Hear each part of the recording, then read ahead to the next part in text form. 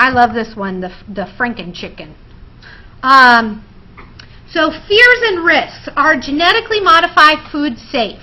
So chickens now don't look like the chickens of the past. I think there's a great example in your textbook somewhere of these turkeys that are so big-breasted now that if the turkeys were to get out into the wild, that they would go extinct because their breasts are so large they can't mate with the females because they can't even get on top of them because their breasts keep them so far away that they can't inseminate the females.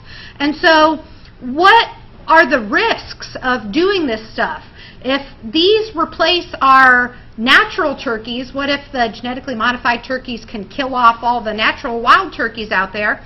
Then essentially someday we could have our food sources going extinct, or they could be modified in a way that we don't know how to control.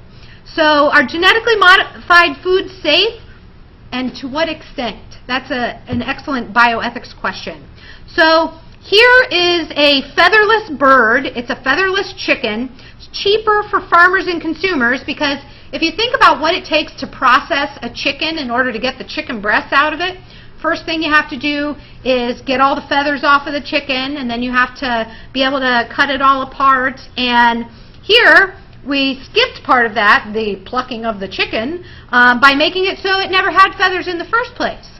But is this chicken going to be able to survive out there in the elements? Because if you think about, say that we developed humans that had zero hair.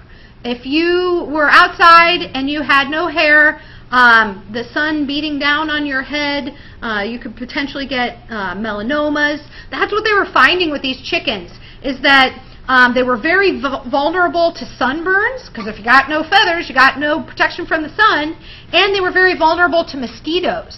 So the mosquitoes would come in and just attack these chickens. It didn't used to be that mosquitoes were able to get chickens because chickens had feathers, natural mosquito protection. Here we have these very vulnerable, the poor naked chicken, who can get attacked by parasites out in the wild and by predators like mosquitoes. And so what are we doing here? Is this a good idea?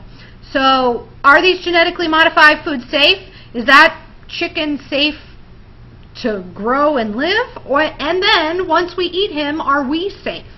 I actually heard a study, and I don't know if this is true. I would have to read up on this, but they're saying that human girls are getting their periods earlier in their life, and they're getting bigger and bigger breasts.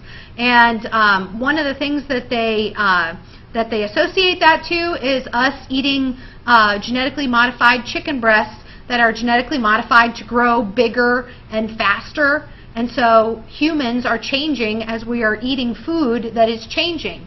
And I think that makes a lot of sense. But so imagine what humans will look like 50 years from now if we keep eating Frankenfood.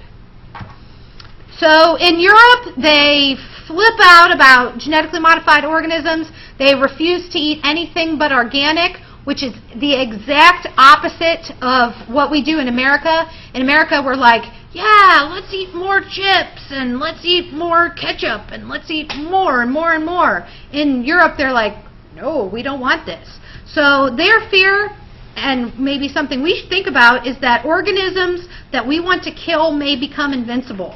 Imagine if we change the corn plants out there, and then the corn plants get out into the wild, and maybe they start killing off things that we actually need to survive.